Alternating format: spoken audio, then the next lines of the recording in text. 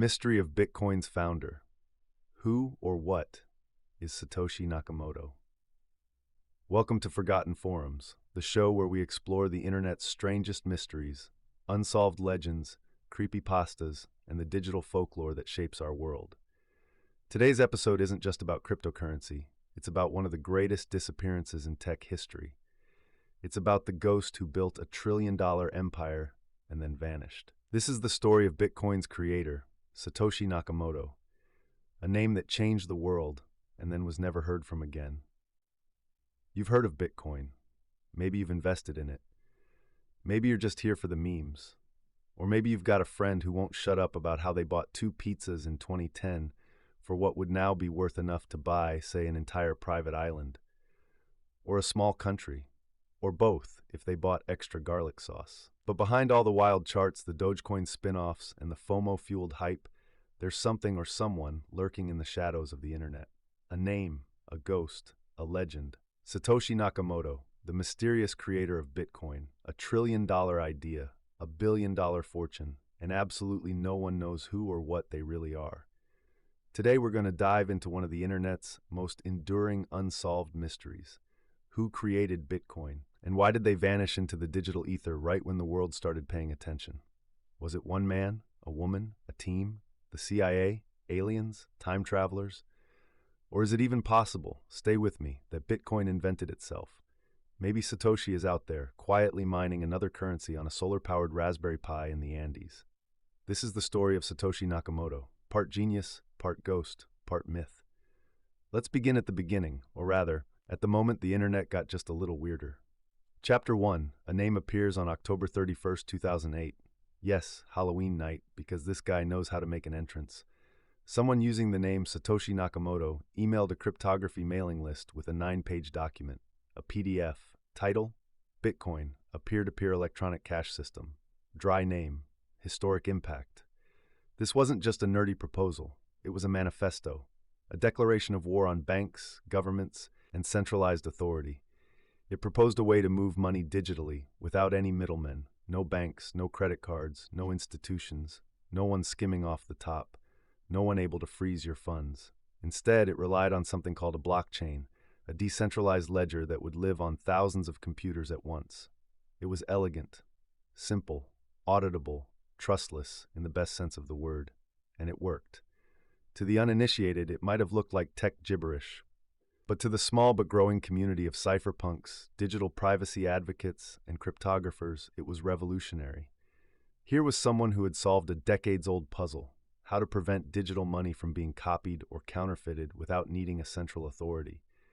And not just solved it in a way that was open source, transparent. Anyone could see the code, anyone could use it, anyone could build on it. A few months later, on January 3rd, 2009, the very first block of Bitcoin was mined, the Genesis block. Embedded inside it, a hidden message. The Times 3 Jan 2009, Chancellor on brink of second bailout for banks. It was a headline from the Times of London, not just a timestamp, a political statement, a piece of digital graffiti, a subtle protest. Bitcoin wasn't born in a vacuum. It was born in the wreckage of the 2008 financial crisis. Banks had failed. The economy was collapsing. Trust in institutions was at an all-time low. People were watching their retirement savings vanish. And here comes this faceless coder with a new idea. What if money didn't have to come from governments? What if we could build a new system from scratch? No permission, no gatekeepers, just code, just community, just consensus. That block, it wasn't just the first Bitcoin mined, it was the first blow in a quiet revolution, and the person who lit the fuse vanished before the explosion ever made the news. Chapter 2. Who is Satoshi? Let's talk about the name, Satoshi Nakamoto. It sounds Japanese, but that's about all we can say with any confidence. The white paper was written in perfect English, so were the forum posts. Some British spelling slipped in: favor, color, analyze, which led some to believe maybe Satoshi was British, or maybe that was intentional misdirection. Satoshi posted regularly on a forum called bitcointalk.org. His messages were concise, technical, and always focused on development. No grandstanding, no trolling, no politics beyond the embedded message in the Genesis block. Just calm, methodical answers to technical questions. He seemed more interested in keeping Bitcoin running smoothly than taking credit for it. His posts reflected deep expertise in multiple fields: cryptography, computer science, economics, and peer-to-peer networking. Not just the code, the philosophy behind it. He understood game theory, he understood incentives, he understood the psychology of money. Satoshi's email address was satoshin@gmx.com.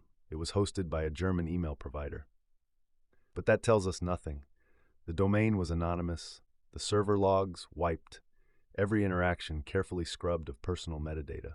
Over the course of 2009 and 2010, Satoshi continued developing Bitcoin. He worked closely with early developers like Hal Finney and Gavin Andresen. He released updates, fixed bugs, responded to feedback.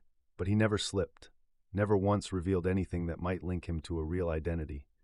No name, no time zone, no birthday. His messages were time-stamped, but even those were vague. He seemed to keep odd hours, sometimes replying in the middle of the night, other times disappearing for days. There were no selfies, no voice recordings, no video chats. Satoshi was purely digital, a ghost in the machine. And then, gradually, he stepped back. In 2010, he handed over control of the Bitcoin project to Gavin Andresen. He stopped posting in forums, he stopped replying to emails. His final message in April 2011 was sent to Andresen: "I've moved on to other things. It's in good hands." And that was it. No grand farewell, no final tweet, just silence.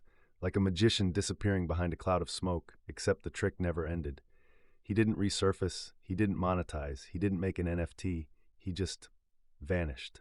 And the most incredible part, he never touched the money. Chapter 3. The wallet that watches Satoshi mined Bitcoin in the early days, when there were no other miners. When each block rewarded 50 BTC, and there was barely anyone around to claim them. Based on blockchain analysis, it's believed Satoshi mined over 1 million Bitcoins. That's right, 1 million Bitcoins. At current prices, that stash would be worth somewhere between $25 and $60 billion. That would place Satoshi comfortably on the list of the richest people in the world without ever having signed a single endorsement deal, launched a startup, or given a TED Talk. And yet, those coins have never moved. Not one Satoshi. They sit in wallets, cold, silent, watching. There's no evidence they were transferred, no spending, no cashing out, just ghost wallets, thousands of them, holding an unthinkable fortune, as if the owner forgot about them, or died, or never existed in the first place.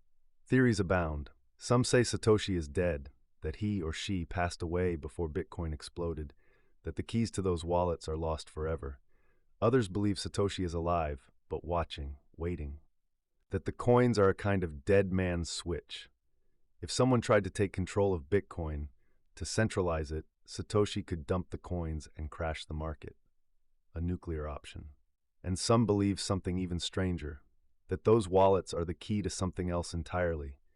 That Bitcoin was never about money, it was about control. That the true function of those coins has yet to be activated. That they're not just wallets, they're messages, triggers. Protocols hidden in plain sight. We don't know, we can't know. But the silence of those wallets, their pristine, untouched balance, might be the loudest part of this entire story. Because most people, given billions of dollars, do something with it. Satoshi chose silence. And maybe that's why Bitcoin has power. Because the moment he speaks, it stops being about the code. It starts being about the man. And maybe, just maybe, that's exactly what he wanted to avoid. Chapter 4. The Theories. So if no one knows who Satoshi Nakamoto is, what do we know about who they might be? Welcome to the part of the story where things go from mysterious to absolutely wild. There are dozens of theories, some plausible, some laughable, and some so strange you kind of want to believe them just for the drama. Let's start with the mainstream candidates. Theory 1. Hal Finney, a brilliant cryptographer and one of the very first people to work on Bitcoin. In fact, Hal was the recipient of the very first Bitcoin transaction, sent from Satoshi himself. He lived in the same general area as a man named Dorian Nakamoto, the poor guy who was wrongly outed by Newsweek in 2014 as the Satoshi. The irony? Hal and Dorian lived just a few blocks apart in Temple City, California. Coincidence? Maybe. But Hal had the skills, the mindset, and the motivation. He had been working on digital currencies for years, and when he was diagnosed with ALS in 2009, some think he may have handed the reins over and chosen to disappear with dignity.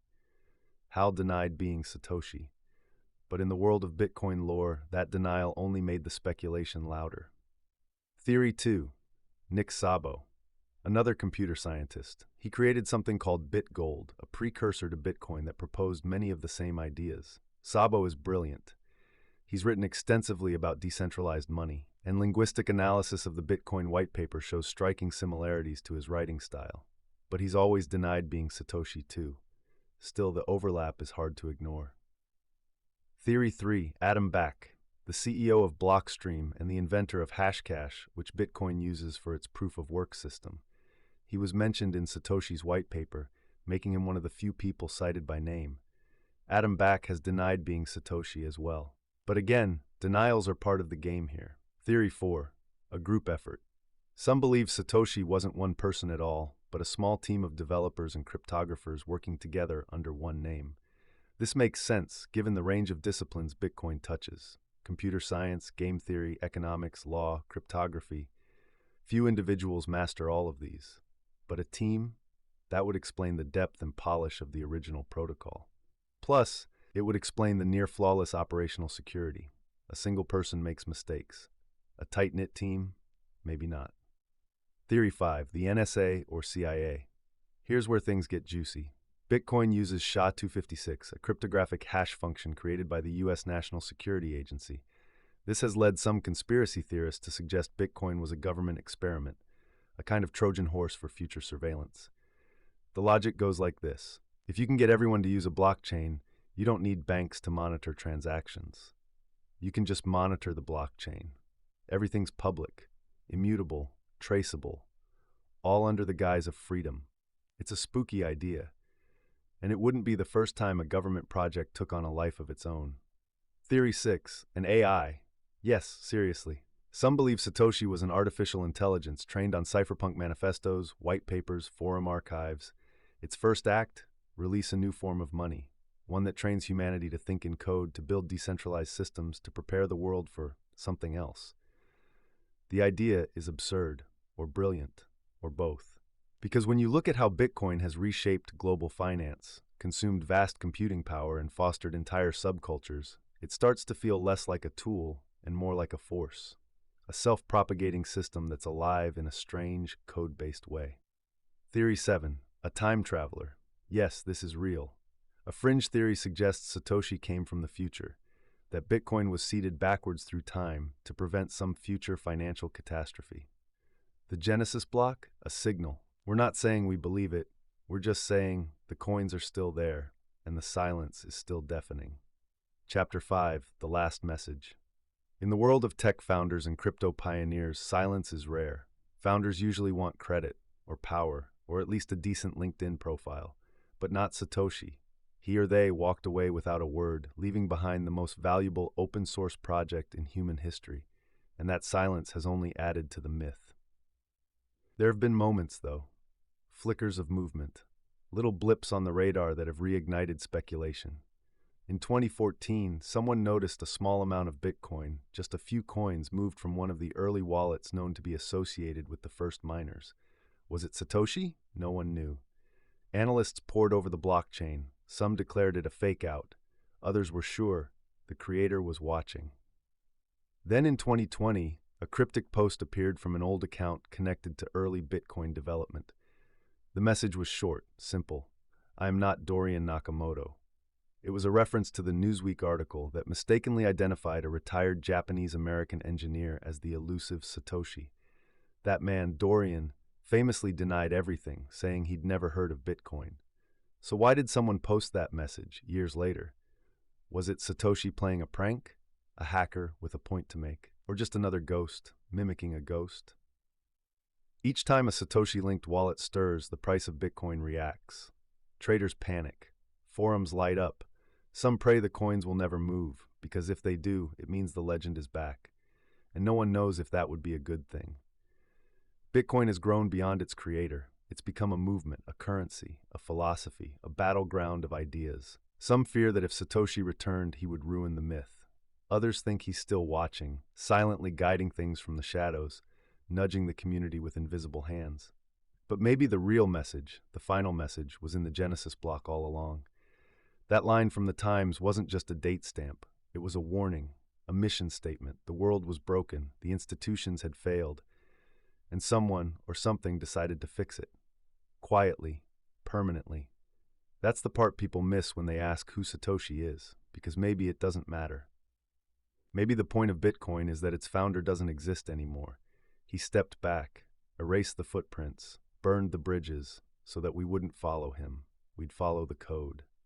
Chapter 6. So, who was it really? After all the theories, all the sleuthing, all the cryptic messages and speculation, you probably want an answer. So do we. But the truth is, we don't know. And maybe we're not supposed to, because Satoshi's greatest act wasn't inventing Bitcoin. It was walking away. In a world obsessed with personalities, with fame and fortune, with influencers and founders and billionaires building rocket ships, Satoshi disappeared. And in doing so, he gave Bitcoin something no other tech has: true decentralization.